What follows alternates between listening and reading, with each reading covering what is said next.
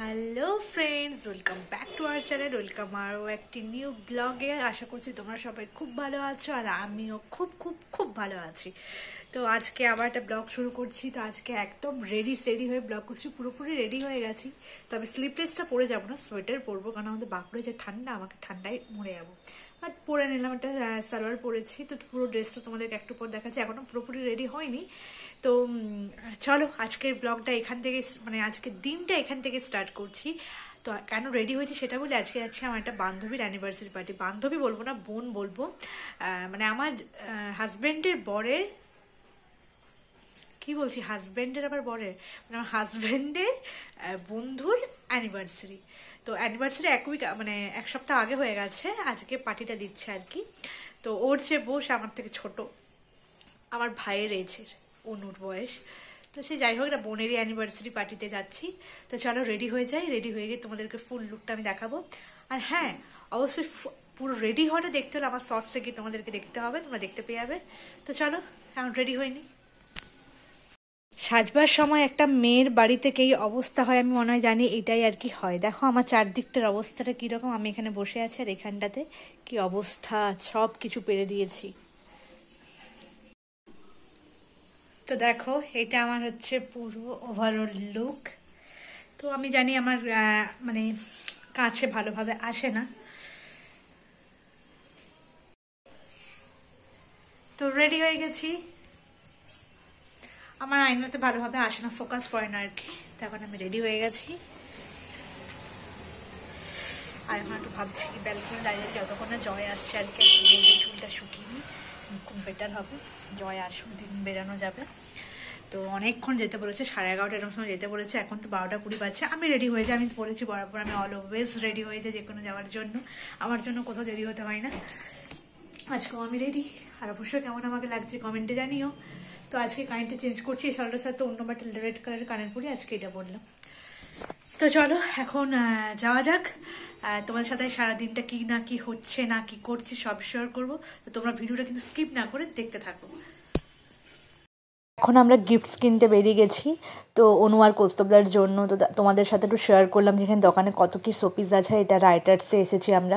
আর Santa Claus আছে, কি সুন্দর দেখতে লাগছে, কত সুন্দর ঘর সাজানোর জিনিস। আর যেহেতু 25 ডিসেম্বর সামনে আসছে, তো সান্তা ক্লজের প্রচুর কিছু আছে। একবার কাছ থেকে সান্তা ক্লজকে তোমাদেরকে দেখিয়ে দিলাম। তো এখান থেকে একটা গিফটস কিনেছি, সেটা হচ্ছে একটা মা দুর্গার কোলে একটা গণেশ, জননীর কোলে ছেলে না কেটা বললো, জাস্ট শোপিসটার নাম এই মুহূর্তে আমার মনে পড়ছে না। বা সবই দেখেছি, শোপিসটা কোনটা কিনলাম সেটাই তোমাদেরকে দেখানো হয়নি। বেরিয়েছি অ্যানিভার্সারিতে যাবার জন্য, কিন্তু এখন যাচ্ছি মুদিখানা। ইমামি চাল ডাল আটা এসব, তেল তো দেখি। এখন আমরা অ্যানিভার্সারি পার্টিতে চলে এসেছি। তো এখানে অনু আর কৌস্তবদা কেক কাটিং করছে। তো এই ভিড়ে আমি আর সামনেটা আর কি গেলাম না, প্রচণ্ড রোদ ছিল। তো অনেকটা দেরি হয়ে গেছিলো। বিশেষ করে ওই মুদিখানা গেছিলাম, তোমরা দেখতেই পেলে ওখানে জিনিস কিনতে কিনতে। বিশেষ করে ইমামি মাস্টার্ড অয়েল খুঁজতে খুঁজতে প্রচুর দেরি হয়ে গেলো, এই দোকান থেকে সেই দোকান কি আর করবো। তো এখন অনুর রুমে চলে এলাম। এখানে কবিতার ছেলে বসে আছে। তো এখানে কবিতা এসে বলছে কোন 1টার থেকে রেডি হয়ে বসে আছি। তো আমি বললাম আমি কোন 12টার থেকে রেডি হয়ে বসে আছি। সেটা বড় কথা নয়, ওদের কাছে যখনই 11 যেতে বললো 2, এটা স্বাভাবিক। আর এখন তোমরা অনুর ফুল লুকটা দেখে নাও, কি সুন্দর দেখতে লাগছে মিষ্টি, তাই না? বিশেষ করে ওর মাংটি কাটার জন্য ওকে আরও বেশি সুন্দর লাগছে। এই মানুষটাকে দেখো, যখন গিয়ে কোলে নিতে চাইছি তখন কোনো মতে আসছিল না। যে ওকে আমি কেক দিচ্ছি তখনই কিন্তু আমার কোলে চলে আসছে। মানে বুঝতে পারছো, মানে কেক খাওয়ার জন্য আমার কোলে এলো। তার আগে কোনো মতেই মানুষটাকে আমার কাছে নিয়ে আসতে পারছিলাম না। তো যাই হোক, কোনো একটা কিছুর বদলে তো এসেছে। আর আজকালকার যুগটা এটাই, কিছু দাও তবেই তুমি কিছু পাবে। তাই সেটা ও খুব ভালো করেই বুঝে গেছে। ওই জন্য আর কি ব্যাপারটা ওকে কেক দিলাম, তাই এলো। আর এখানে এবার একে একে সবাই এলো, মিষ্টি, প্রিয়া, দীপক, বনি, সেন সবাইকে একবার ঘুরি ফিরিয়ে আর কি দেখিয়ে দিলাম। আর এই মানুষটি এখন খাচ্ছে। আর এখন আমরা ছাদে চলে এসেছি, সবাই এখানে আর কি ফটোশ্যুট হচ্ছে। মানে এবার আমাদের পালা, সবার ওর বাড়ির কমপ্লিট হয়ে গেছে, বাকি আদার্স বন্ধু বান্ধবদের সাথে। তো এখন আমরা চলে এসেছি জমায়েত করতে, আর এখানে ফটো তুলছি। এখন আমরা সবাই খেতে বসে গেছি এখানে।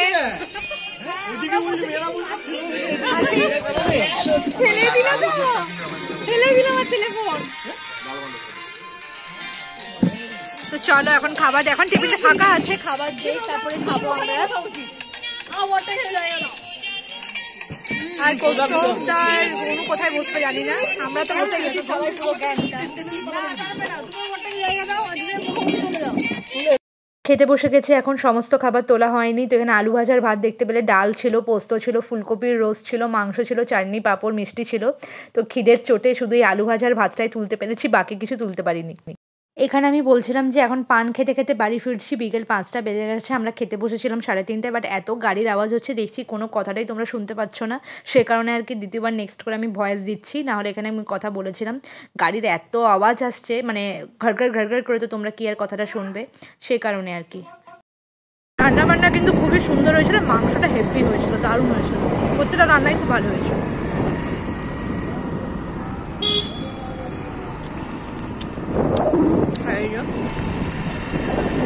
বাড়ির কাছাকাছি চলে এসছে।